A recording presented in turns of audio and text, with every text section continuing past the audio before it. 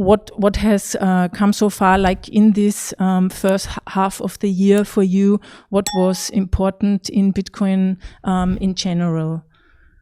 So I think the most exciting news of the year in Bitcoin was the lock-in of the Taproot set of features. So that's 3 features, Taproot, TapScript, and Schnorr signatures that were locked in with a new activation mechanism, which was quite exciting. They tried something new called speedy trial, which is either get it done fast or try again. Fail fast kind of approach to see if the miners were going to activate it without a fuss.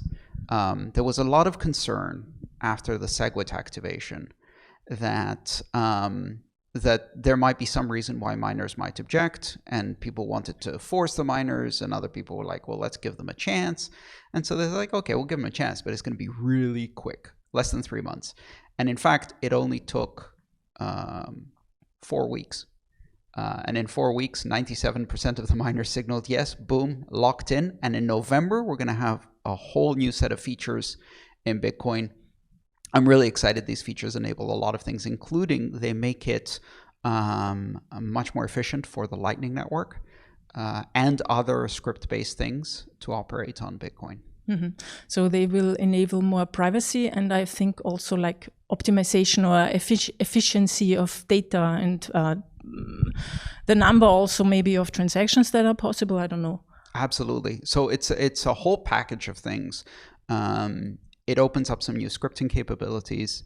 I think probably the best way to look at it is to start with Schnorr signatures. Schnorr signatures are a different signature scheme than what we currently use in Bitcoin, which is elliptic curve digital signature algorithm. And interestingly enough, Schnorr signatures existed when Satoshi created Bitcoin, but they were under patent protection, and that patent expired a couple of years ago. And they're actually better than ECDSA signatures.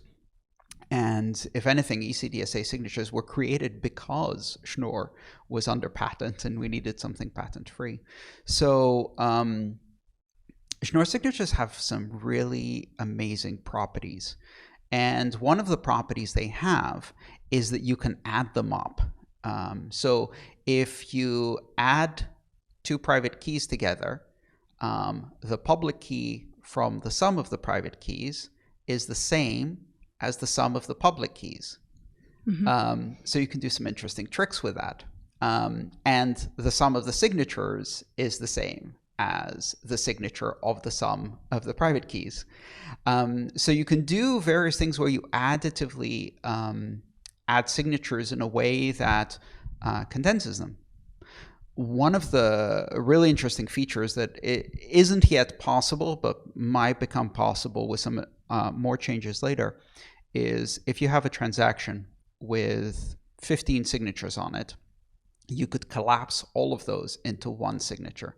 Now, that's a huge optimization in space, which means then that you can fit a lot more transactions in the block. Even without that feature, there are other optimizations. When you have scripts today, if you have a long script, like for example, a script that says, if these 2 keys out of these 3, 2 of 3 multisig, or after 90 days, these 2 keys, or after 180 days, this 1 key, like a multiple condition script, if you try to spend that, you have to include the entire script in the signature, in the input. And that takes a lot of space. Well, with one of the features that's in this Taproot enhancement called Merkleized abstract syntax trees, instead of putting that script in its entirety, you construct the script as a tree, kind of like the Merkle tree that exists for transactions. It's the same concept. And you only show one condition, the one you're actually executing, and the other ones are never seen. An optimization of space and a huge optimization of privacy. And the third feature is Taproot, which is that even though you have the tree, you also have one overriding condition, the root of the tree, which is if everyone agrees. So if you had a multi-sig and everyone cooperates and agrees, you can present a single signature on behalf of all of the conditions. And not only does that save a lot of space, but even better, it now looks like a single person signing.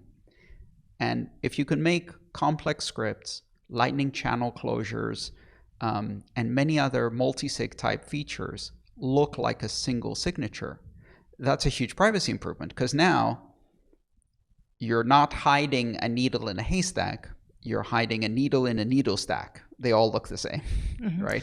So you don't even know anymore if it's I don't know, an unknown high number of payments through a payment channel that go into the blockchain again. Yes. Or if it's just a transaction from one peer to the other on the blockchain. Yes, exactly. So closing a channel, a lightning channel, because usually the two channel partners cooperate to close a channel. So that case, which is the most common case, they'll make that look like a single payment, single signature, just as if they were making an off-chain transaction with two outputs settling the balance of the channel. Very, very common type of transaction.